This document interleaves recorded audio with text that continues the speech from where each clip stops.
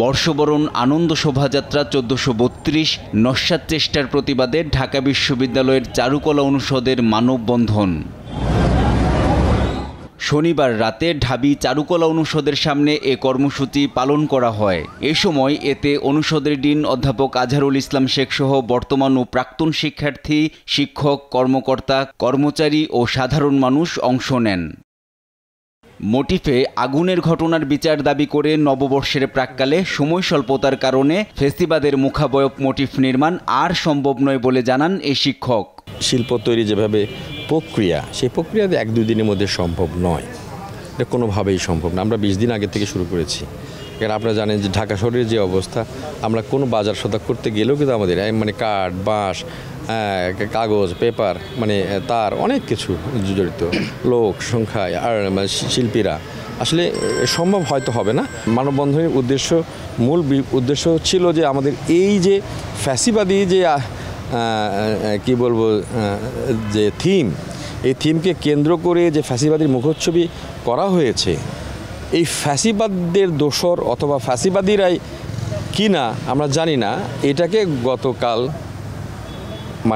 রাত আজকে দিবাগত আজকে ভোরে এটা স্পেসিফিক আগুন ওই একটা ইয়েতে কিন্তু আগুন দিয়েছে। তার উত্তাপে আমাদের অন্য যে মোটিভ ছিল শান্তির পায়রা, এটা আগুন নেভানোর আগেই ওইটাও অর্ধেক বা 60% ক্ষতিগ্রস্ত হয়েছে। চারুকলা অনুষদের ডিন আজহারুল জানান, আগুনে পুড়িয়ে দেয়া ফেস্টিবাদের মুখাবয়ব ও শান্তির পায়রা মোটিভ ছাড়াই সবার অংশগ্রহণে বর্ষবরণ আনন্দ শোভাযাত্রা হবে।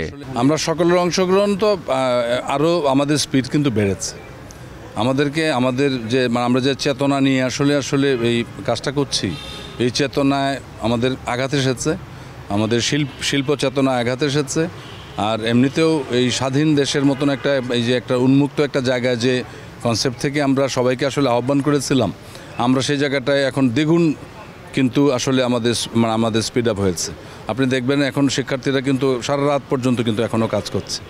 তো এটা ঠিক আছে, আমরা আর আইন শৃঙ্খলা রক্ষাকারী বাহিনী কিন্তু কঠোরভাবে এই জিনিসগুলো দেখার চেষ্টা করছে, সেই জায়গাটা তো আছেই। আমি সবাইকে আহ্বান জানাই এই নববর্ষের উদযাপনে কোনো রকম ওই দ্বিধা না রেখে সবাই আমরা একত্রে বর্ষবরণ অনুষ্ঠানে সবার প্রতি আমার আহ্বান রইল।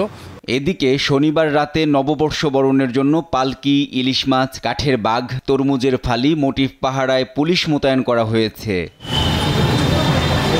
মোটিফে আগুনের ঘটনা তদন্তে চারুকলার ডিনকে আহ্বায়ক করে ৪ সদস্যের কমিটি গঠন ও অজ্ঞাত ব্যক্তিদের আসামি করে শাহবাগ থানায় মামলা করেছে ঢাবি প্রশাসন। NI নাহিদ, দেশ টিভি, ঢাকা।